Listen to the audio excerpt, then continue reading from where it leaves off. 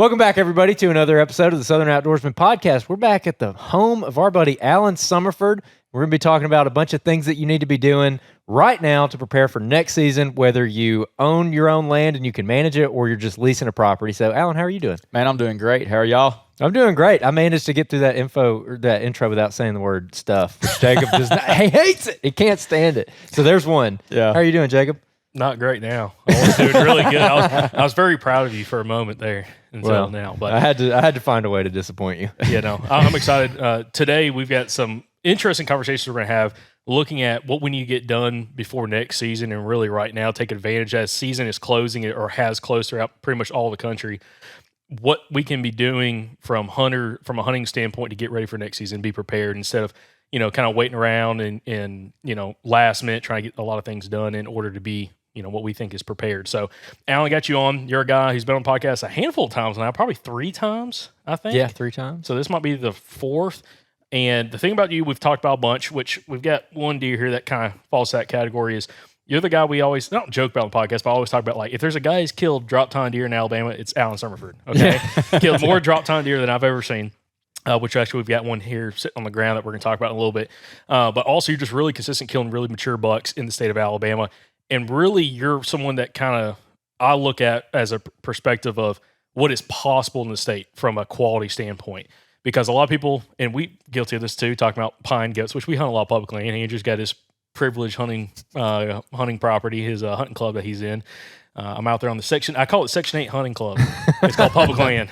Yeah, but anyways, but it's interesting to see from a private landowner, like, what is possible in some of these areas, and kind of the history of how things have changed as y'all's land management skills have evolved and what y'all have done on the property. So they kind of kick us off, Alan. First off, you had a great year, killed some hammers. It's been phenomenal. It started off slow, but it got hot quick. It went from I don't know. I guess it was maybe December, and I kind of keep tabs on different guys on social media, and I haven't thought of anything. And all of a sudden, you killed the first one, and I'm like, okay. I think it was December, right? Yeah, it was December. Okay. And then it was like 2 days later, a day later, it killed another giant. And I'm like, no way. And it was like kept going. And then your son started killing some deer. And I'm like, it went from like 0 to 100 super fast. Yeah. And 2 days after I killed the second one, I should have killed this one. If I would have done a little bit of prep work and trimmed a limb, I would have had 3 10 points in a week. And then you killed this last one. I didn't even know you killed this one. Go ahead and hold that thing up. Yeah. A little eye candy for the viewers here. This is the one we was talking about. So this is the one I should have killed 2 days after killing the second one. And you see there, he's broke off right there. But he had another tine right there that was halfway between those two. But trimming that limb, getting your stands prepared. If I would have been prepared, I would have had an easy shot at this one. Dude, the mass between his G2 and G3 for the audio listeners is like, I can't get my hand around it. Yeah, look at that. Have you measured that? Like, how much mass is that right there? Do you know off the top of your head? I don't remember. I know I measured a deer as he is at 155 and 3/8 gross. Dude. He's just obnoxiously massive. And it's like, he puts mass in his tines. I mean, like, you got, mass in this point right here that's a lot of times the size of what somebody's base would be. Mm-hmm. Yeah, I was about to say how thick that is. That tine, that's what his G3. Yeah. His G3 on his right side is heavier than any piece of any antler on any deer I've ever killed. Like, it's just ridiculous, man.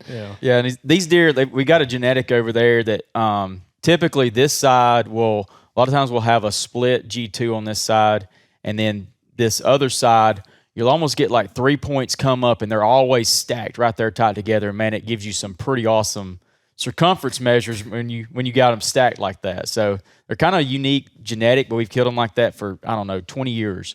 But they'll put on this kind of thing, and they'll keep that. Like when I saw this deer in Velvet, I put cameras out. I went down there.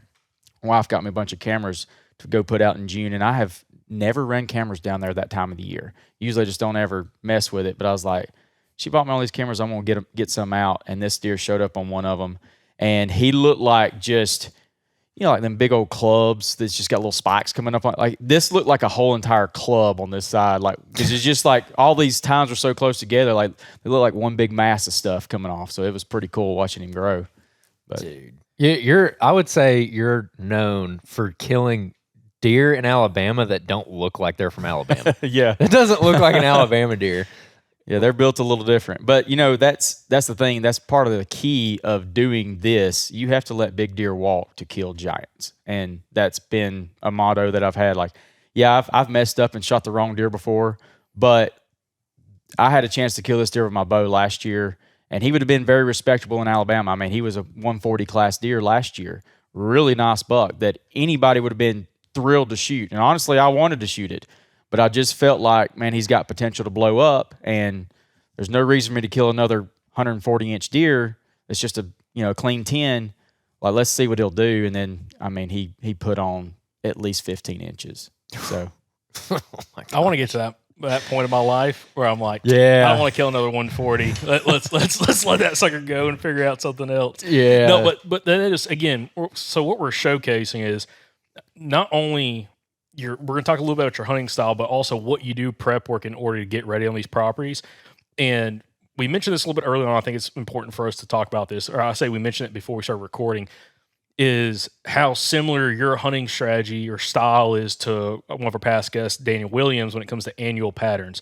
And how does annual patterns play a factor for like what we're going to be discussing today about getting your property set up now instead of waiting until summertime or even just not doing it until season comes in? right. So I've been hunting this property, since I was 11 years old. So, 30-something years ago.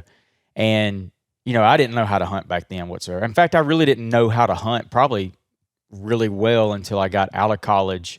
And then that's about when trail cameras kind of started coming around. And then when cell cameras came out, that started really, putting the pieces together for me as far as seeing it real time, understanding how it was going around real time, and noticing how far deer were traveling. Because before I would run cameras and everything, and I wasn't keeping anything up. And I might check one camera in June. I might check one camera in October. I might check the next camera in January. It's like when I go in there, I hate being invasive. I'm super, super cautious about how I go through my property, how I access it. I never want the deer to know that I'm hunting them. And generally, you may drive through a property and that's fine, but like I put my cameras in pretty invasive places a lot of times, especially now with cell cameras, because you just don't have to go back in there. But starting to put in these, I was realizing like, man, this buck was on this side of the farm. This is a large property. I could map out where a deer was in. I would see a deer or catch a deer on camera on this side of the farm, and within 24 hours, I could map his trail. If he just went to cameras and walked a straight line, he would walk over a mile in less than 24 hours. And a lot of times this is when, this is that rut time frame. They're not doing that every day and all throughout the year, but there's certain days where they're doing that. And when you've got your cameras set up over scrapes, not corn feeders or, just random places, but like when you've got them in these like really good corridors and you're set up on these, then you're catching that action. Like you're catching like how they want to move the property and check the most areas of the property securely, but quickly. And so I would catch these deer that do this, and like there's two deer that's these two deer right here actually both carried, or they had the same pattern, like very, very similar bucks, same farm, and those trails it's like those little easy places for them to run but stay secure, and they're hitting those scrapes down through. And they might not even have to hit them, but they're traveling through there, where that scrape would be, because that's where they want to go.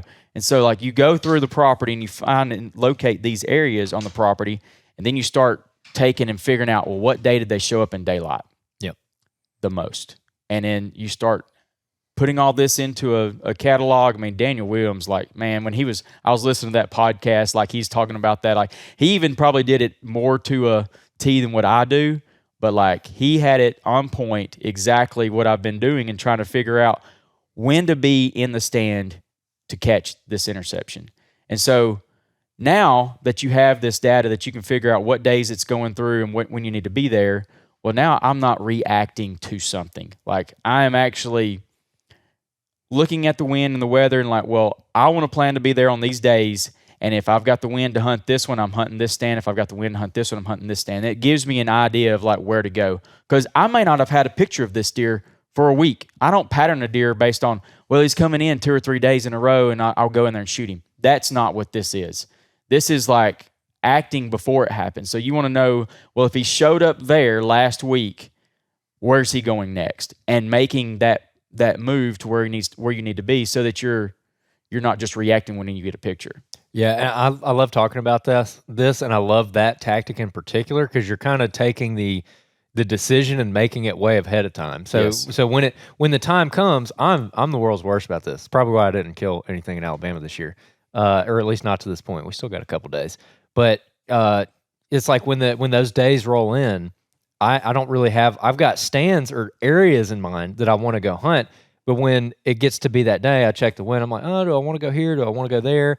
And I'm still choosing between 3 or 4 things. And what you're saying is maybe set up these spots where it's like, okay, if it's December 18th and I've got a west wind, I know I need to be right here. Yeah. And it's made like, so you can just look at your calendar, look at your wind and say, okay, I already know where I'm going. And there's a little bit of weather that will kind of dictate what part of that area I need to be in. For instance, this buck that I just killed, it was on a super, super cold, windy day. Like the wind was blowing really, really hard that day. In fact, me and Reed duck hunted that morning, and I mean, it's just bitter cold, like low, like it was in the teens that morning. And which I texted a bunch of my buddies and everything. I was like, I don't think the deer are going to move this morning. We're going to duck hunt. And all the ones that deer hunted are like, man, we didn't see nothing. I said, well, you better get in there early then, because like these deer are going to move early today because they've been holed up because it's so bitter cold. It's that huge, drastic, sharp change. A lot of times that morning hunt's not really good. They'll move more midday, but then you got to think about like, man, it's super, super windy. Like they're not wanting to get out in an open area and feed. Like they're going to be a little more, like tighter to closer cover, and like they're going to feed where they can be blocked by that north wind because they don't want to be cold any more than we do. And that, like I'd already had this deer showing up. He had kind of showed up with a doe, and I needed to be on the stand on a Friday. Of course, I was at baseball practice that Friday.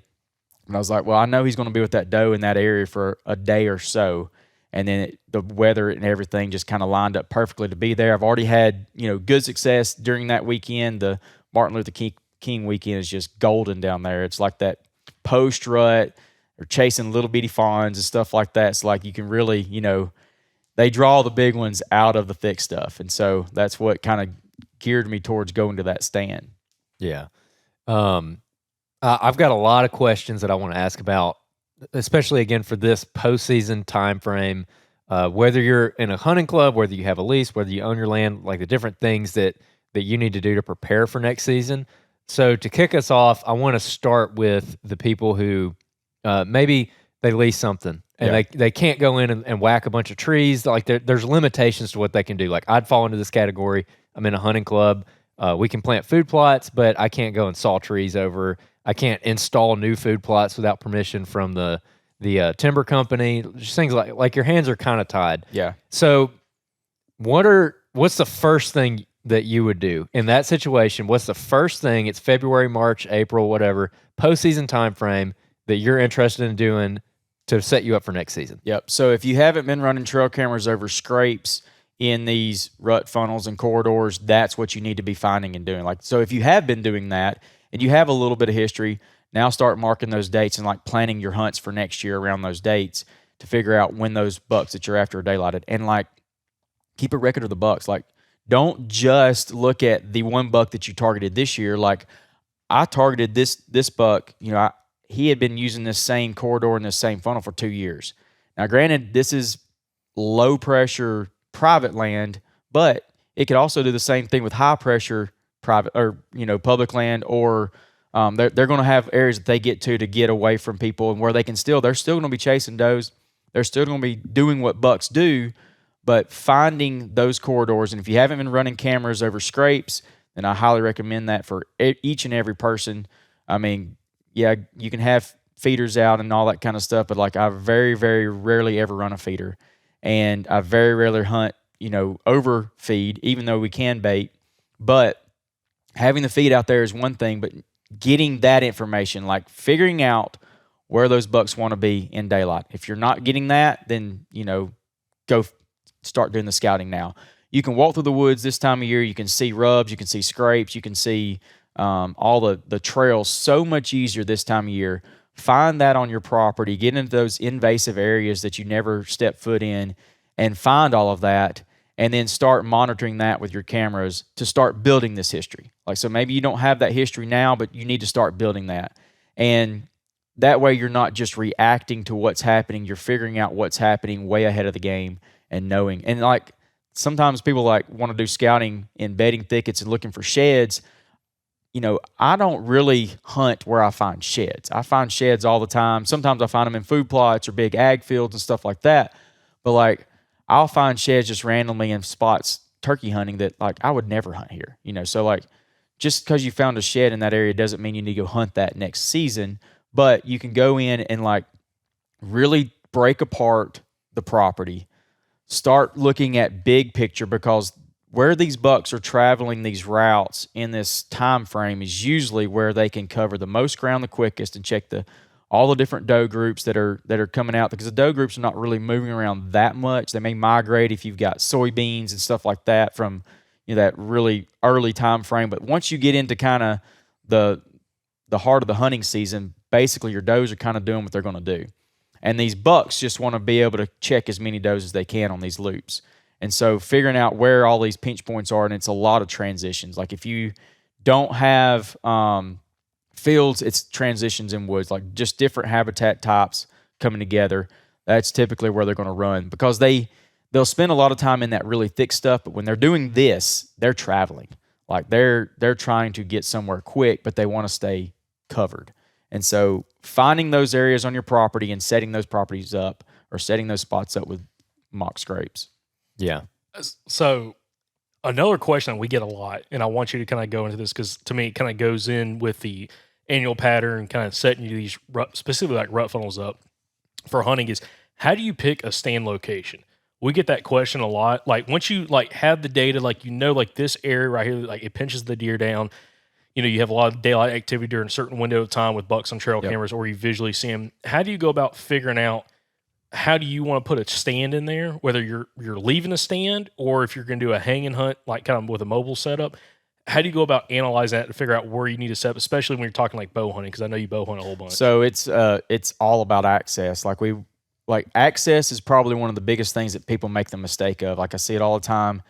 I go on a lot of properties and they'll have this really killer food plot and it's in a great location, and I'm like, man, this is awesome. Like, how do you get here to hunt it? And like, well, we walk through the food plot and we hunt the middle of it. And I'm like, well, how do you leave when the deer are there? Well, maybe we have somebody pick us up. That's not great. That's how you ruin a property. That's how you ruin a good spot. And so access is everything. If you can't access that good spot, then you just don't hunt it. But you hunt it, you know, there's going to be another good spot somewhere else on the farm, and you basically just got to connect those dots. So the more of those dots you can connect, the more cameras you can run with this scrape and that scrape, and you realize, man, that deer's not in this just little bitty area. He's actually traveling a lot more than you think he is. And then when you start connecting those dots, you just need to get in between where the access is right. And so I typically would want to have a stand location set up close to thick cover, because if you just set up in the wide open, a lot of these deer I will grunt in. And I'm not grunting blindly. I pretty much never grunt blindly. But if I have him coming down through there and like I have a setup to where I have him screened where he can't see behind what he's seeing, and I really don't even want to grunt before I can make him come in where I don't want him to swing around downwind, because like so many times bucks will try to do that.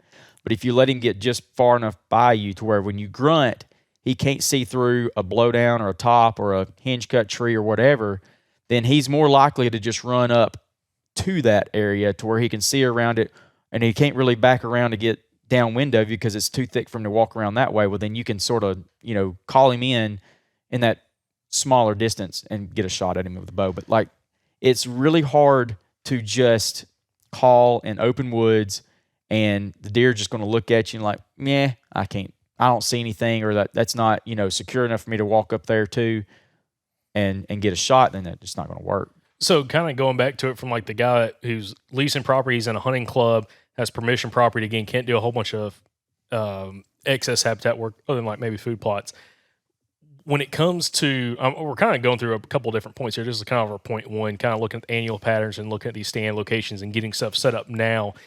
Are you actually prepping trees right now? Are you hanging stands? Or what are you doing right now in regards to getting these areas really fine-tuned for next season?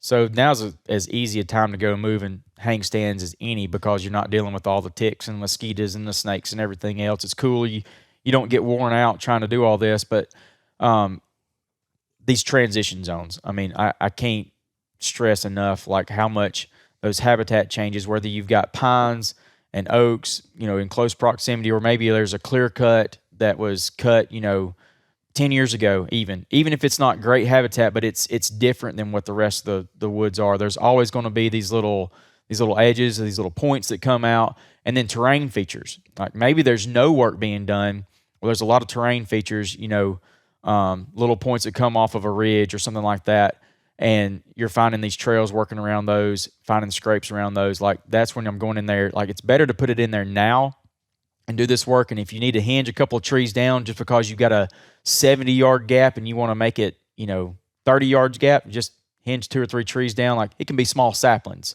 just something enough to make it to where they're more likely going to stay up the hill just close enough to bow range that you can shoot them, as opposed to them having that big open area. And then that also just give just enough structure in there too.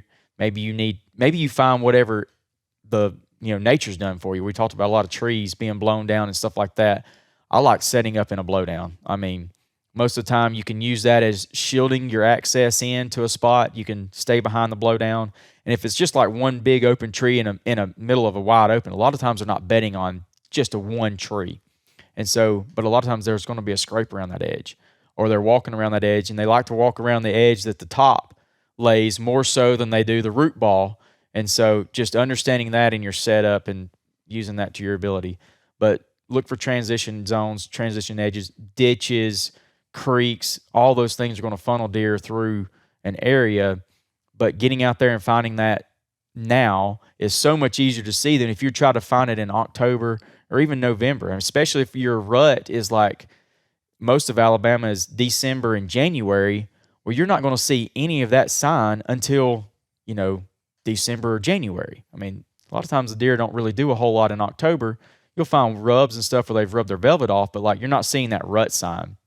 And so finding that rut sign now to be able to help you set up for next year and run those cameras down through there, they're typically going to run those same patterns, especially on properties that don't change.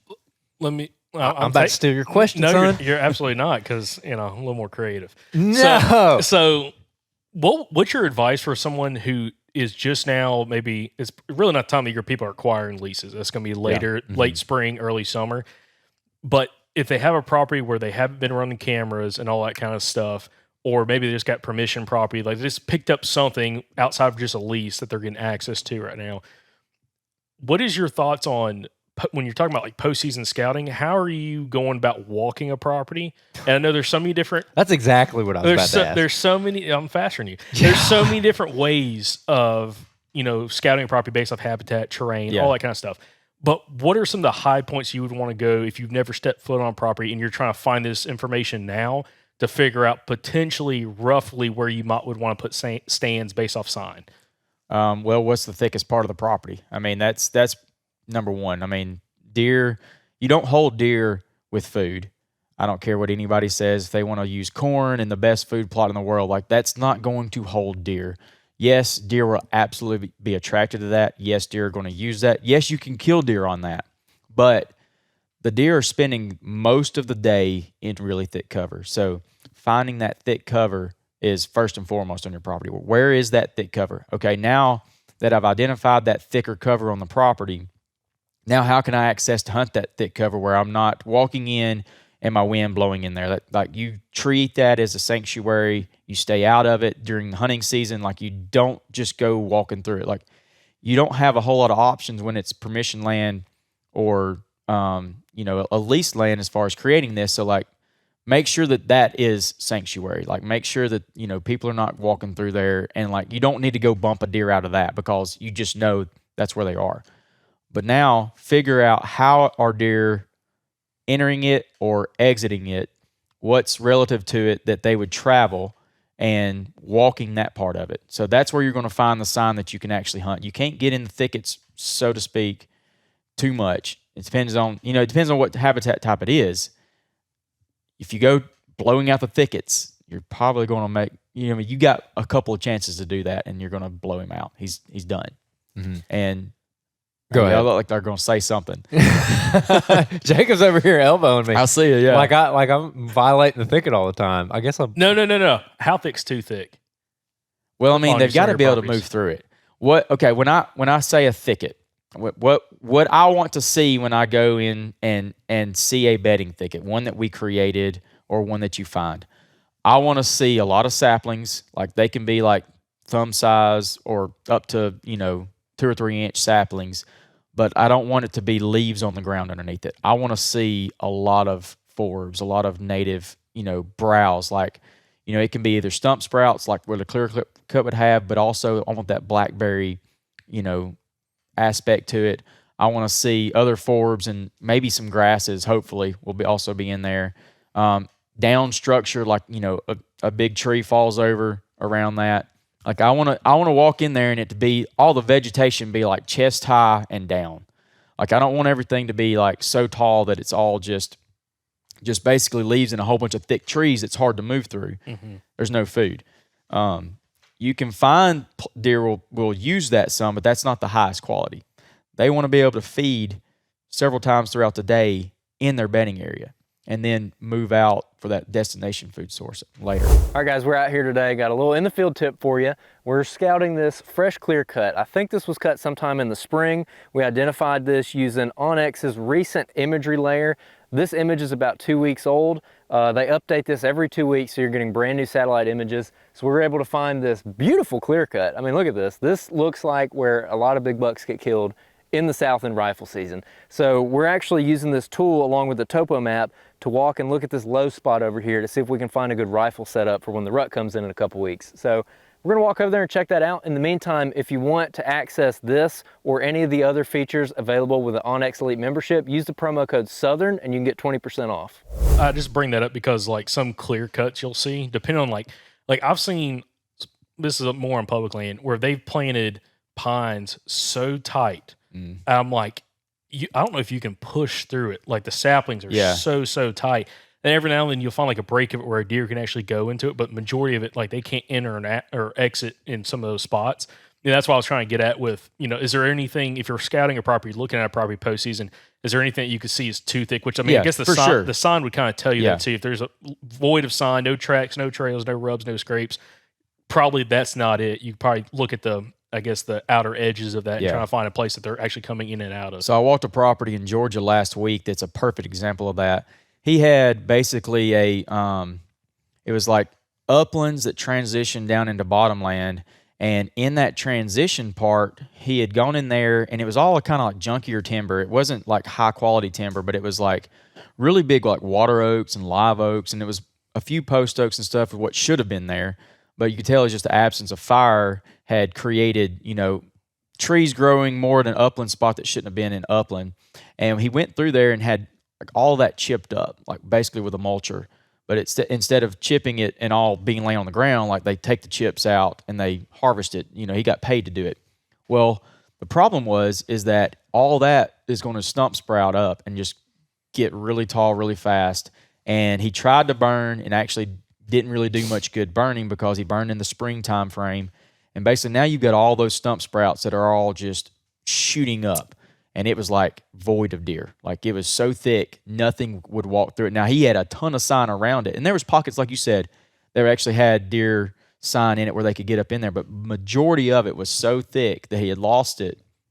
And it was about 8 foot tall and just, nothing could walk through it. Deer were not walking through it. You could obviously see that. And so, that is, not what you want.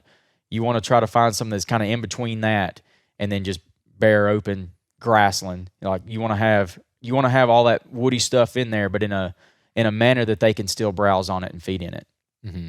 So after you find the thick cover, what are some other things you're looking for? And I'm looking at this from the perspective of we kind of mentioned it, but you do consults with Land and Legacy. So you go walk people's property, give them advice, write up management plans for them, stuff like that.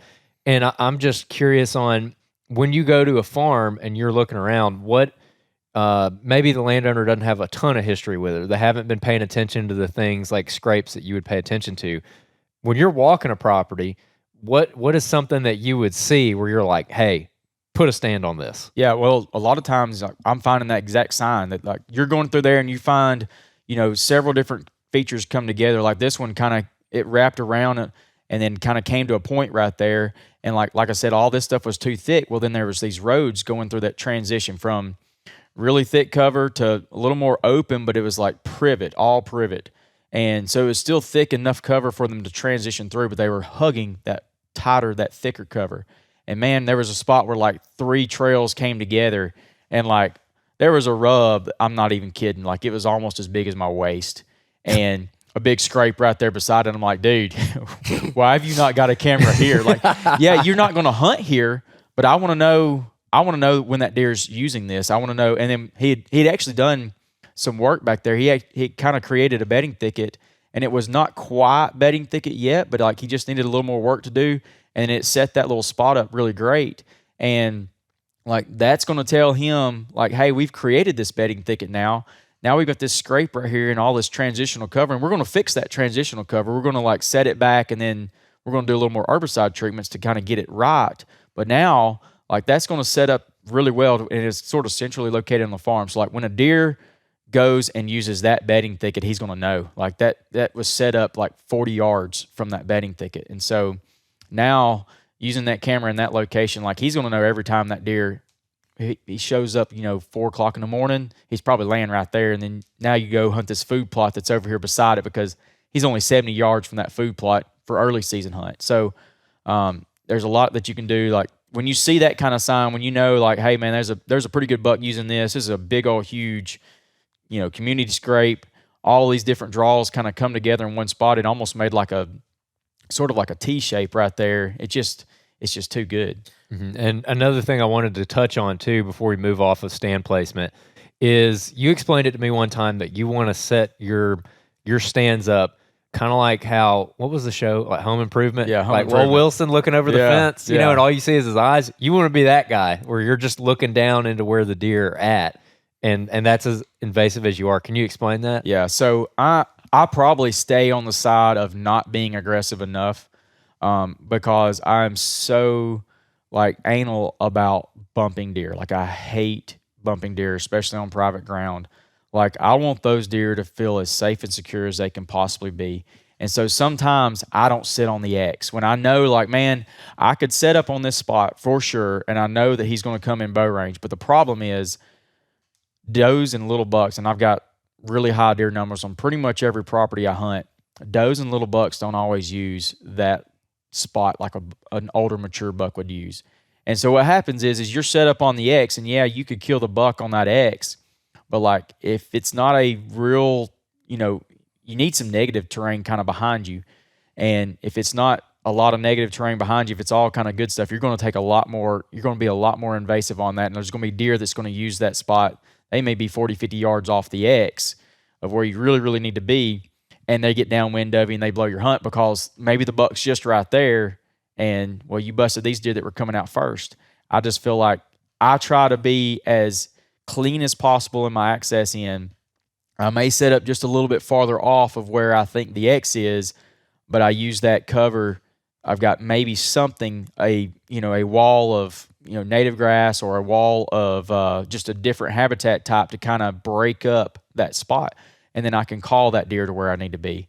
And then I did rifle hunt a lot this year. I mean, my time has gotten, really, really cut in half now that I'm taking reed a lot. And then plus just, getting to go as often as I want to go doesn't happen as much as I used to. Well, now, I still hunt with a rifle, but I hunt and rifle with almost like a bow mentality. Like I may not be set up where I can shoot the deer at 30, but I can shoot him at 50.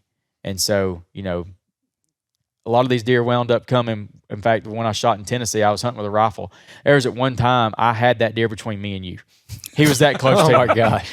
And I clicked on the deer and like it didn't shoot. But like I was still set up where I could have shot the deer with a bow. In fact, when all 3 shots, I clicked on him twice before I actually killed the deer, but all 3 shots were in bow range, and I was hunting with a rifle. So setting up, just because you can have a rifle and you see a long way, is not always going to be the ticket. Like, you still hunt with a rifle just like you would with a bow, but now you just got better opportunity. Like, well, he didn't stop in my lane. Well, no big deal. He just walks out another spot and I shoot him. But setting up on just off of that corridor where the least amount of intrusion to the property as possible. And I think the biggest thing, like, I see so much on every property I go to, and then I've even got a couple of stands that are like this myself. So, like, I'm speaking to the choir here, but, like, if you can't get in your stand or get out of your stand, especially if you're hunting food plot, and even more so if you're hunting a feeder with deer seeing you, you need to move your stand. That's what you need to be doing right now. Like, set your lease property up, your permission property up. That, I think, is so huge that people will try to be able to see the whole entire field, or, well, I want to be on the middle of the food plot, or whatever it is. Start figuring out how you can set that stand up to where you can enter and exit the field without deer seeing you, and that will make your hunts way more successful. It's amazing how many, especially hunting clubs or a lot of private land too, you see guys shooting houses and they're like in the middle of a field, like a big field, or they're on the edge where like you're exposed for 30 yards before you get into that blind. And it's like, okay, you can get in on an afternoon hunt, but how are you going to get out without blowing deer out? If, whatever your goals are, from a hunting standpoint, whether you're just meat hunting or you're trying to hunt a target buck, if it doesn't go great for you and deer pile in right at last light, how are you going to get out clean? And it blows my mind when I see that. Yeah, and so start trying to set your shooting houses up, or ladder stand, whatever it is. Start trying to set those up to where I use native cover. Like, I have never planted a screen. I usually try to use whatever native stuff I've got. But a screen's easy. Like, you can go and plant a screen. There's a lot of different types of screens you can plant. You can, please don't plant miscanthus and all that junk. But, like, Egyptian wheat, it's not too bad about it spreading. Sometimes it will, but it's easy to kill if it does. Or switchgrass is a whole lot better option. So, like, if you can't build that screen with whatever native stuff you have, trees, just grasses or whatever, then start adding that to your property to where, or just use some terrain or whatever it is. Like, set your stands up to where you can get in the field. There's no telling how many times I'll go to my food plots. Even if I go early, I see deer in my food plots midday.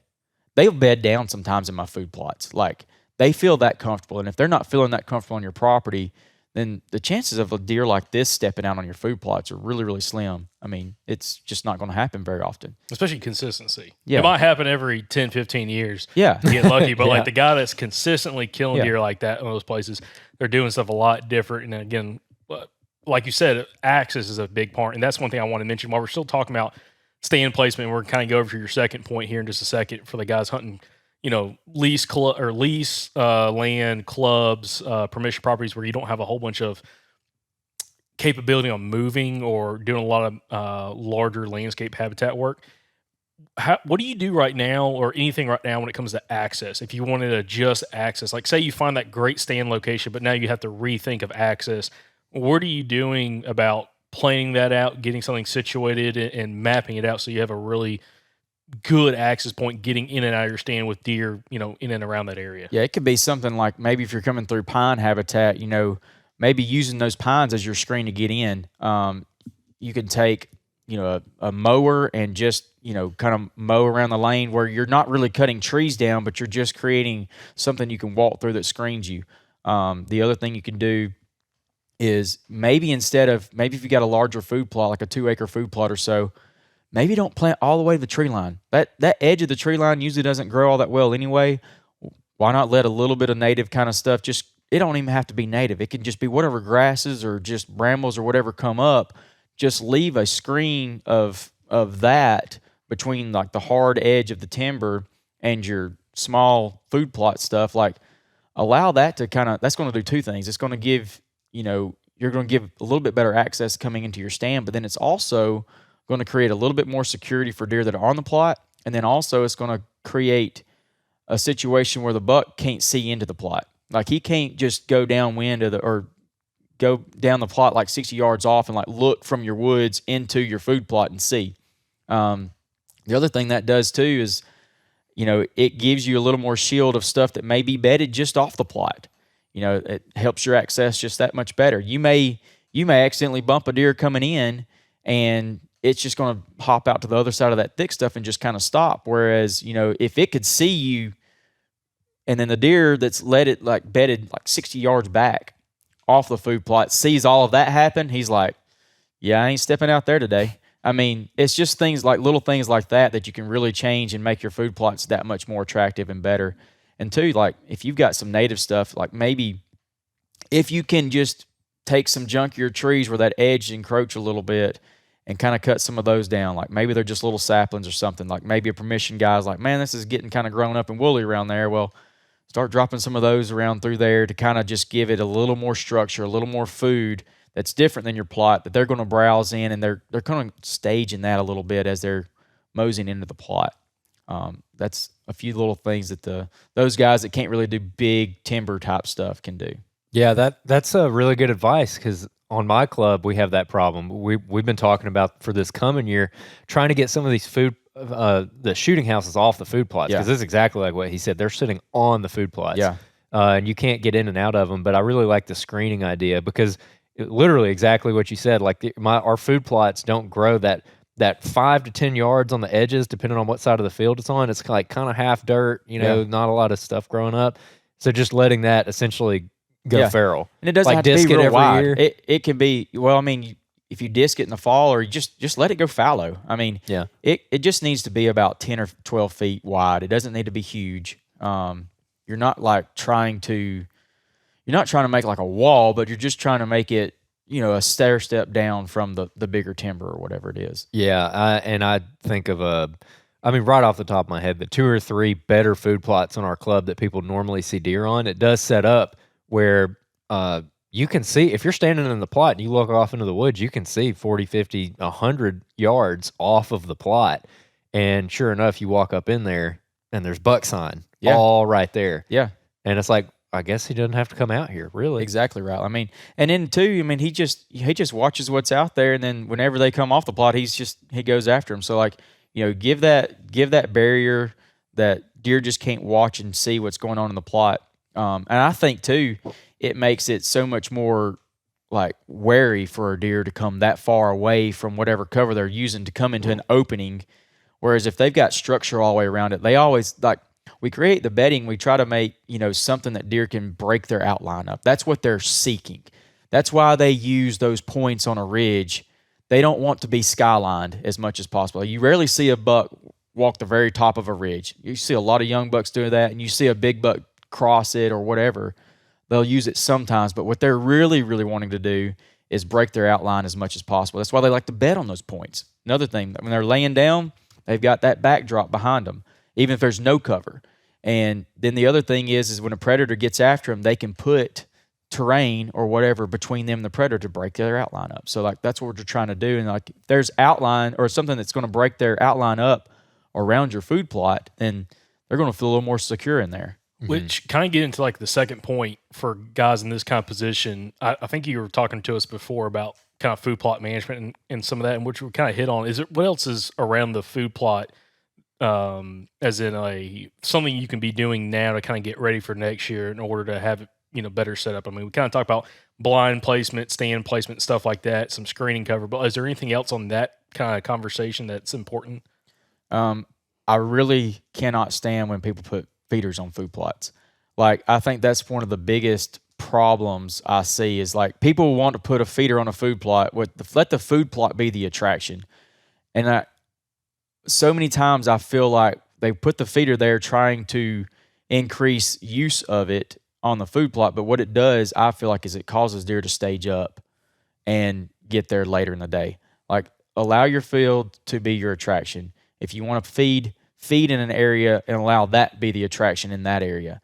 And then don't just overhunt because you put the feed there. That's probably the biggest problem I see with feeders is people want to hunt that spot because they've got the feeder there, and they put so much more pressure on that it causes these mature bucks to just man, I am not hanging out at a feeder during the daylight. Like it's so much more. They're already wary around feed anyway. Like even on, I'll put feed out on some of my properties and then hunt it, and I just watching how the deer react. It's just they're just like jumpy. They're everything, every little noise. They're just kind of they know it's not right. And so when you put that on the food plot, I just feel like these older bucks, they're going to come and they're going to check it, and they're going to show up at it a lot at night. They're going to show up at it sometimes during the daylight, but like the amount of times that I see big mature bucks at feed is very, very rare, and I'm probably not going to guess the right day. Like it's just going to be really hard to do. So like, why are we putting deer? We're trying to put deer on the food plot, but yet we're actually making the deer stage off the food plot with the feeder. And so set your feeders up off of food plots. Now, also, because we brought this up earlier before we started recording, and I've seen this, I want to run it by you. I've seen where guys, we're talking about kind of the postseason scouting, find these really good rut funnels and corridors. I've seen where guys have talked about putting feed there, either a feeder or just dumping corn out in those spots to enhance it, because the deer are already coming through there and trying to hold them in those spots. What is your thoughts on that? Like trying to enhance a good travel corridor by putting feed there? Yeah, I would not do it. If they're already moving through there, like I would, when I get a picture of a deer in a travel corridor or on a scrape naturally with no feed out, then I've got something. If I put feed out and he shows up there, then I've probably not got where he wants to be during daylight. A lot of times they're going to be at night. But what that also does is, like, why would you go and take a really awesome corridor and put feed in that? Well, now that's going to set the deer up to where that is the destination, as opposed to where they're going to travel to get to wherever they're going. I want to set the feed up out in away from that and then hunt them in the transition going to it. I want to be where they're staging up, not where they're coming to actually feed. And then the other thing is like when you do that, you're probably going to cause deer to bed really close to that corn. So when you're trying to go in there for a morning hunt, there's going to be does and little bucks. They even may be up feeding at it right there before daylight when you're trying to get in there, where you're just bumping all that out. And the big bucks around and you're bumped all that out. I just feel like you're just creating, a really, really bad spot by doing that. So it's better to leave the travel corridor as a true travel corridor. Yes. And if you're going to run feed in a state that's legal, like most states in the Southeast, pretty much all the states in the Southeast, you can run bait on private. Putting that away where you can if you're going to run bait on a property, which a lot of people do, would you almost set up in a way in a spot where strategically it's in line with some of these travel corridors? Yes. But it's so not centrally located in your property, ideally, but more like an opener, like a more open area, like if you've got big ag field or something like that. That's what I typically try to do. I try to get the deer to want to destination to the center of the property. And then I'll get a lot of pictures of deer at night around those feeders and everything. Well, that gives me access. If I'm coming into the property, I can slip around the back side and then catch them as they're filtering back to me. Whereas if you're putting it in your corridor where you're really wanting to hunt, man, I just feel like you just go in there so many times and you're just bumping all those deer out. And then you're possibly pushing them off the property. But very rarely do I feed. And if I do feed, it's like only a couple of different places. And really my goal for those places is to just try to hold 3 and 4 year old bucks. Just not necessarily hold them, but like I know all the way around me is baiting like crazy. And I feel like if I've got a little bit of bait out, hopefully that buck's going to want to come to my bait pile as opposed to leaving my place and going to their bait pile. And I'm just trying to get that deer to an older age class. I'll never kill that deer over that feed, but I just want to have, if I'm the only one in the neighborhood that doesn't have it, then, and it's a smaller property, then I'll bait. But it'll be, it's more like open areas that you wouldn't see a deer there during the daytime very often, but you want them transitioning there. Yeah. Okay. You want them coming in there right at dusk, dark. Or even after dark. I just want them to stay there, and then when they filter back through to bed, they want to bed, 100 yards on me, as opposed to they went to their property to feed, and now they're just filtering back to me, which, I'm trying to create, some scenarios where they're really truly just trying to get back to my spot to bed and then feed at my spot. Mm-hmm. That's all I'm trying to do. Okay. Now that's kind of going over like kind of point 2. What was point 3 kind of for the guys on, the lease ground, the permission property, stuff like that? What's like one of those other important factors before we kind of go over to like private landowner has a lot more capability on, manipulating the habitat. So managing fields on these permission property and stuff, like we want to create as much of that fallow field effect as possible. And some of your landowners may want you bush hogging everything. Hopefully that's not the case. Hopefully you can talk to them about timing of that bush hogging, or timing. If you can run fire, phenomenal. But just say that if you do have to bush hog everything, maybe staging some of that bush hogging up to where you have like a large fallow field or something like that. It may be really difficult to hunt because it's too big to really set up on. You can't really see through it very well. But what I've done in some of those cases on those fallow fields is you can take a small portion of it. And I don't want to do this much in the summertime. I really don't like bush hogging in the summertime, but if you take a small portion of it and just do like a half acre to an acre and a half, to where you're just setting it back at a different time frame, to where all of your native stuff kind of senesces at the same time. Whereas when you set this back in a smaller scale, then that's senescing a little bit later in the season. So it gives you like October time frame. You've got stuff that deer were eating in August. Now you've got deer eating it in October. And so it just sort of sets that up a little bit better to where you can use that native browse, kind of prolong that native browse just a little bit longer, and then sort of like hone them in on one spot that you can actually hunt. Now, for our good old boy deer hunters like me and Andrew, what is senescing? Okay, senescing is when the plant goes through its whole entire life cycle. Like it starts out, it's just some leaves and stuff, and it kind of starts growing up, and then it starts putting all its energy into the flower, and then the flower blooms. It may not have a flower that you see, but it still flowers. And that flower kind of blooms out and everything, and then it starts turning into seed production. Well, then the plant pretty much dies, and everything goes into the seed. Well, that's when it's senescing. It's getting to that point to where it's basically the plant's dead. It's produced its seed. It's done growing. Deer are not feeding on it anymore. And that's at the point when deer probably don't feed on that as heavily, correct? Yeah. Okay. Yeah. Yeah. So once things kind of get into that, it goes from vegetative stage to reproductive stage. That's when a lot of the leaves and everything, it starts pulling all those nutrients out of the leaves and putting it into the seed production. And again, by mowing a small section of that fallow field, you sort of set it back so there's more, again, high quality growth and forward for deer, or I guess later into the year than everything else around. Yeah, so a lot of times you may have like some saplings in there. Like, dude, I love to knock back some ash saplings because, you may have trees that are the size of your ankle or your arm or something like that. When you bush hog over some of those, like late summer, man, when they start sprouting back out, deer hammer them.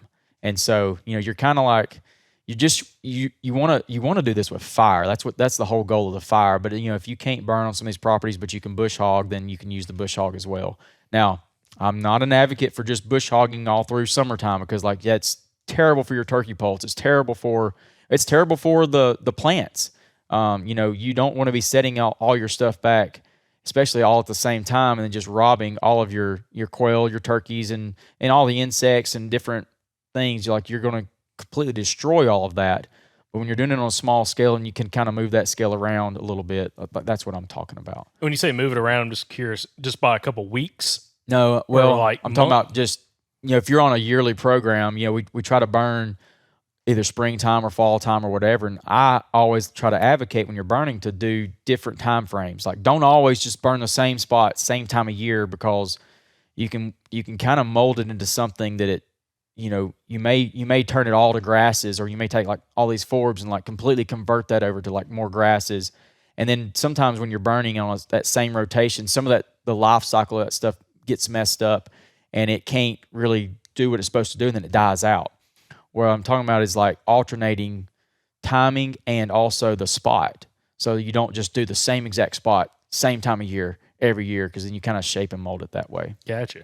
Now, is there anything else kind of going through those 3 points? Is there anything else for the guys in the hunting clubs, the leases, permission property that's noteworthy that they can be working on now or playing for in the springtime to kind of get ready for next season? Yeah, if you haven't been doing the annual pattern thing, like now's the time to see a lot of that sign. That's the biggest thing I would do, is focus on finding that sign, walking the property. You're not hurting the property now.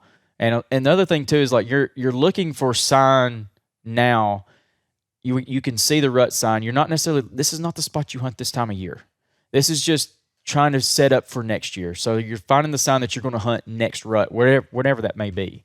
And so that's what I would definitely focus on for them. That's going to be the key. If you can't do any kind of habitat work, at least know where they are when they're there. Do you have any tips for any kind of TSI on a property like that? Like obviously on a timber company property, you're not going to be able to cut down pine trees or anything like that. Like go thin the pines or clear cut. But is there anything that you can do? Like maybe you have some sapling thickets, like you were saying, like maybe they'll let you take down some saplings. I don't know. I'm curious if you've ever had any experience with that. So when you walk into just a standing timber, I don't care if it's beautiful hardwoods or if it's been clear cut or whatever, not every single tree on that block of timber is ever going to go on a log truck. There's going to be a lot of trees that are just crooked, they're deformed, they're not producing acorns, they're not going to produce timber, and they're just robbing all of the nutrients from your really good crop trees. If you can talk to a landowner, maybe you're a permission hunter, or whatever, and if you can paint this picture and show him like, hey, look, this is a really nice red oak, this is a really nice white oak, whatever it may be, like, look, can I just cut out the competition around it? Can I take this crooked hickory right here that's, just growing up through it? Can I take some of these smaller saplings and just flush cut them? Just basically trying to open up around those trees. That's going to give, I think a lot of landowners would probably be okay with that if you just go and show them the type of trees, the junkier trees, especially if like you're in upland areas and you got trees that are bottomland species growing up there, they're never going to thrive. Just trying to do those things to try to promote healthy timber. I think if you can try to promote that to the landowners, they may be okay with that. As long as you're not harming their big overstory trees, you're actually promoting those, then they may be it's something to ask. If you can't do anything, you can't do anything, but you can always ask and you try to promote better, healthier timber. And would you do that with the objective of trying to create bedding, or are you just trying to release those mass-producing trees? Trying to release those mass-producing trees, trying to get about 30% canopy opening. If you can open the canopy by 30%, then you're going to get a lot of that response on the ground of those forbs and things that turkeys are going to really relate to, brooding. And it's just going to make better transitional cover and more forage for your deer through the summertime. I mean, you wouldn't believe how many properties I go on, and I'll walk the whole entire property, and I could have carried a 5-gallon bucket around and wouldn't have filled it up with deer food. Like, it's that bad in most of the state. Yeah, there's a place on our club that kind of reminds me of that. We got this real steep hill, and you can tell it kind of wants to be a glade, and there's a bunch of exposed limestone. There's some cedars throughout there. But the overstory is there's a bunch of white oaks kind of up above it, and then there's hickories, there's maples, there's all kinds of stuff. And I've always thought about going and whacking some of those trees and kind of opening that up. But so that's a good point. Like maybe the guy needs some fence posts. Like, hey, do you care if I come and cut some cedars and give you some fence posts? I mean, like just right. Those are things to think about. Like if you can do any little thing, and if you can find like show him a spot that's just absolutely terrible timber, can I reset this? And now in that situation too, would you be wanting to girdle those trees and leave them standing? Like, let's just assume like you're not trying to get them fence posts or anything, but like the hickories, the maples, the other trees that you don't necessarily want, are you wanting to like fell those with a chainsaw or hinge cut them or something? Or are you wanting to girdle them, treat them with herbicide, leave them standing? For turkeys, we're going to do mostly either hack and squirt or girdle and spray. For deer, I want to have a few more hinge cut, and this is in a bedding area. I want to have a few more hinge cut. I want to have a few more flush cuts that's just going to resprout. And then I want to kill species that deer don't browse, like your sweet gum, your hickory, poplar. They might browse poplar a little bit, but not very good. But your maples, dogwoods, and your landowner might want to cut dogwood, but dogwood makes a phenomenal stump sprout.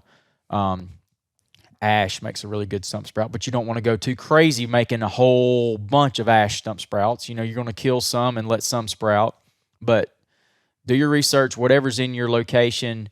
Figure out what trees deer like to browse and just create a flush cut on those. And the species that deer do not like to browse that are in your location, you may just girdle and spray and kill those. So when you spray it, it's not going to stump sprout. Like, correct. You're killing it. Yeah. Gotcha. And then basically that's wherever that tree was, basically that opening that tree leaves, now sunlight's going to get through there and you'll get response of whatever the seed bank is. Yeah. Like I said, if you have permission on a property, it'd maybe be a lot easier to do that than with a timber company. But if you have a relationship with whoever manages your timber property, you might be able to get away with some of that. It really depends on what your relationship with that guy is. Then there's invasives. I mean, privet is a horrible invasive. Like if even timber companies don't like the privet. That's just robbing them of their valuable trees. And so, like, if you can go in and show, like, hey, look, can I just remove all invasives? We got a lot of them here. We got privet, we got paulownia, we've got tree of heaven. A lot of those different trees like that. If you can go remove those, you're not taking any timber production away from a landowner whatsoever. And so, if there is a big invasive load, you may focus on that. And then I almost treat cedars as that invasive as well. There's very, very rarely is a cedar ever going to go in a log truck. They just don't want to deal with them. You can only find like really small loggers. They'll even want to come in and cut them, and they're not traveling very far distance to do that. So basically, if there's a lot of cedar in, like, mixed into some hardwoods or whatever, just take the cedar out. Right. Okay. Yeah, that makes perfect sense. Maybe we could do something like that on our place. I don't know. Yeah, and especially like glades, like that's usually what mostly grows up is cedars. Oh yeah, it just is lack of fire, and the cedar take hold because they can grow in really poor soil. Yeah, the other thing that my mind goes to is we do our listener Q&A every Thursday, so we have people write in, and we've gotten a fair number of questions on people who have sub 30 acres or even sub 10 acres, where they're like, hey, what do I need to do on this property? And it's usually, a lot of times it's like 10 acres of hardwoods or something like that maybe adjoins a different cutover. And I'm like, I don't really know. I mean, that's so small, but maybe some kind of TSI would be an improvement. This little spot right here behind my house is 28 acres, and that I manage for deer. I mean, I don't have turkeys right here in this spot. I mean, maybe if turkeys could ever get through the interstate and all the houses and all that, maybe one day I might have turkeys here. So, like, hopefully if they'll find it, they'll like it. But, right now I'm 100% deer focused, and this is a 28-acre block of timber, and we have really good success. So, you can do stuff on smaller properties, and that's where I really might go back to the kind of the thing about stand placement is I love to try to make my property hunt really well with a northwest wind and a southeast wind. Those two winds are, to me, the big buck killing wind. And basically, if you'll think about it, like it's you're starting with, just say you have this northwest wind. So it's been warm for a few days. All of a sudden you get that shift to northwest. That's when a front comes through. It may bring rain, it may not, whatever. And then it'll stay cold for a couple of days, and then sometimes it gets really bitter cold, like extreme cold. I don't have a ton of luck on that bitter cold. They sort of lock down just a little bit, but then you'll have that warm up. And usually the very first day it warms up, it's going to be a southeast wind. It'll be a super cold morning. It's going to warm up to like 50 degrees. Man, they feed hard because they've been holed up. So set your properties up for those two winds, and those are really and truly the most winds that we have. If you really pay attention to the wind, and I've been doing it for years, like those are the most two consistent winds. Sometimes you'll get a northeast. I don't have a lot of luck with a northeast wind. It's happened before, but like it's usually a northeast is real swirly, and just I don't have real good consistency with it. Same thing with a southwest wind. We don't get the southwest wind very often, and usually when we do, it's pretty bad conditions to hunt. It's kind of warmer and muggy, and just the deer activity is not very high. And so, like, looking at your property, if you've got a smaller property, try to set it up with that. Try to have access throughout the property around the perimeter. Stack in as much as you can towards the center, and then just access around that. So, and set it up with those two winds. Maybe you only have one option, pick one or the other that sets up with your access. All right, guys, we're gonna wrap up this episode right here. This is gonna be part one of a two-part series with Alan. In part one, we talked a lot about what you can do if you lease a property or if you're on a permission property but you don't own it, you can't really do a ton to it. In part two, we're gonna talk about if you have a lot of freedom and flexibility with a property, like you can cut the trees, you can manage the habitat. That's what we're gonna cover in part two. So stay tuned for that. We'll link it down below. Make sure you watch that one as well. We appreciate you guys watching this episode. If you've been enjoying the show, make sure you share it with a buddy and make sure you subscribe to the channel. Now we'll catch you back here on the next episode from the Southern Outdoorsman. And remember, guys, y'all stay Southern.